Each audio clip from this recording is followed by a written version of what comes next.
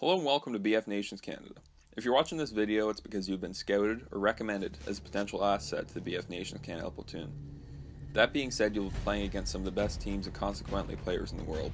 A lot of players you've been playing against are able to perform at such high levels due to the settings and configurations they use. This gives them an edge on the regular pub players. These range from making it easier to aim, more responsive input configurations, to basic tweaks which raise awareness. These settings create the smoothest gameplay possible to ensure you're playing at full potential at all times. Without further ado, let's get into it. So over to settings, in controls, vibration. This is a needless setting which only drains controller battery and can potentially throw off your shots. Soldier stick sensitivity and zoom sensitivity. Generally, the higher the sensitivity, the harder it will be to be accurate, but in close quarter situations it will help with reaction time. The rest is pretty standard. Control scheme. Now you want this to alternate to switch melee, circle with crouch, R3. If you cannot reach and maintain the maximum rate of fire with the R2 triggers, you can also switch it to custom. And then go to your mappings and you can remap your L2, R2 to L1, R1. This will allow you to spam fire a lot easier with R1.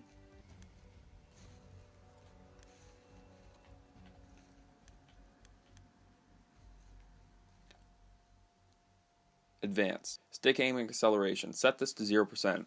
Setting this to 0% makes it so that stick movement will always be the same. This will improve muscle memory, making it easier to get those snap headshots or drag kills. Now your controller sticks. Analog thumbsticks typically send input code in two forms. One for the X horizontal axis and one for the Y vertical axis. Usually the number ranges from -1 fully extended in one direction to +1 fully extended in the opposite direction, where 0 is dead center. The assumption is that if you're not touching the stick, it will return to 0. In reality though, thumbsticks vary in quality and wear out over time. You've probably used a gamepad at some point that had a loose or wiggly stick. In that case, the neutral position is just a bit off from 0, even though you're not touching the stick. So to sum it up, dead zones prevent unexpected input from those loose thumbsticks, but can also be used to increase thumbstick responsiveness by having a wider degree of motion. Center Z dead zone then you want to leave default unless you want it to be more responsive. Same with the axile and max input threshold. You can see my settings here, and this is just a general what I use. I know some people that use 0. I know some people that have increased this a little bit, but generally this is something you can go by and try. Personal preference again. Controller L2 R2, like we talked about earlier with regards to swapping L2 R2 for L1 R1, these settings are the equivalent of software trigger stops. They lower the value the less you have to press to get a response. Set these as low as possible, which is 5%. The last one in here is the uniform soldier aiming. Personal preference, I use this off, but you might want it on so that your hip fire and your ADS feel the same. I like it being a bit different. Now into gameplay. The chat log. You can turn this off if you find it's a little too much, but in comp matches usually there's not too many people giving out the squad orders and stuff like that, so it's not there as often. I have it as when active.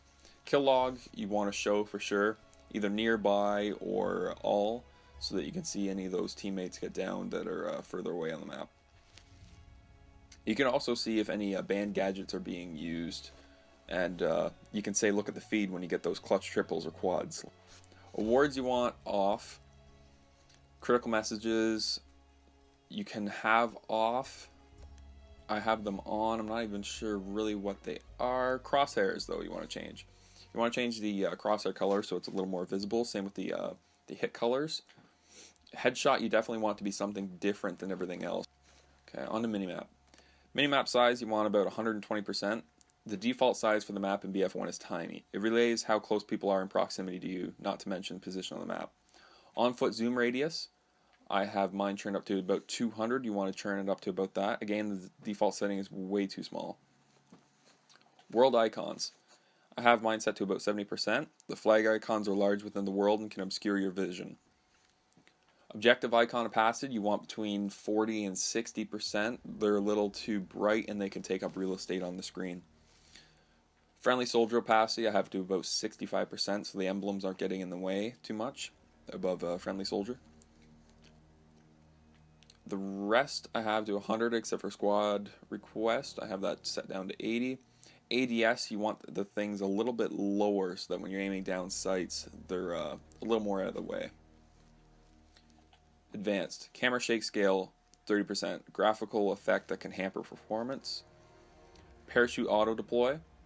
You want this off because it'll automatically deploy your chute at a certain height. So you want that off so that you can get in a bit lower. Aim assist auto rotation. This is basically what makes the game competitive. This is off in comp matches, so you want to try to get used to playing with it off, even in pubs and stuff like that. Reload hint you can turn off if you're finding it's taking up too much room on your screen. I have it on still. Network performance graph off. Hint system off. Low ping network smoothing. Now this is a setting you want to use when playing EU teams on NA servers. Only use when you have a low ping and the other team has like 100 ping plus. Share usage data, you can have that off. It's just taking up bandwidth. Okay, into audio. Music volume between like 0 and 20%. I have mine at like 10%, but you can turn it off. The music in BF1 is phenomenal, but it can create a sensory overload in situations where you're trying to hear footsteps, tanks, etc. creeping around you. Sound preset all depends on what you're using. Headphones, headsets, large speakers, war tapes, I don't even know what that is, but yeah.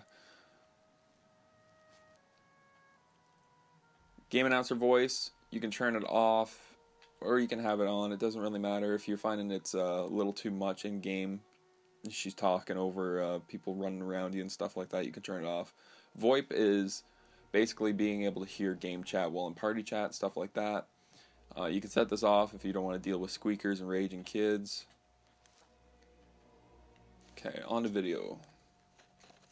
Brightness. This is subjective. It'll depend on the display you're using. The key is to be able to see shadow detail without washing out the picture. I have mine to 85 right now. Sometimes I max it out if I'm playing on a darker map. Field of view. The default setting is 55. It's extremely low.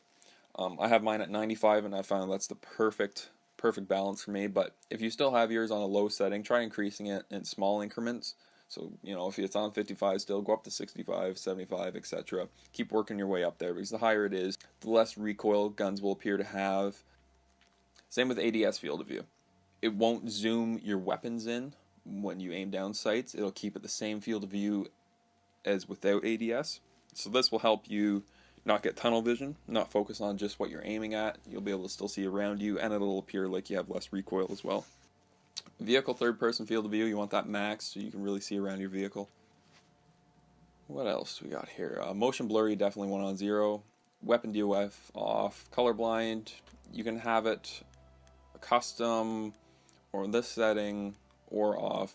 If you're having trouble with the with seeing the colors on off, you can try custom and tweak them a little bit. All of these you want off, all the effects. They are just graphical effects that reduce frames and make things blurry. The last step in the game is your actual kit loadout for your soldier. So in these, you want your magnification set to low as possible unless you're sniping or using a scope-o-matic rifle as a sniper, basically. As well as the recoil direction. If you find you're having a hard time controlling recoil at centered, you can try left or right. They give you a little more of a predictable recoil pattern when you're spraying your weapon. Final step is your TV. Setting your TV to game mode with all post-processing set to off. These features may improve visual fidelity, will also introduce input lag. The point of these settings is to optimize performance by maximizing the responsiveness of controls and your awareness. Well, that's it, guys. Thanks for tuning in. We hope this video explains some of the technical details and usage cases of these various settings.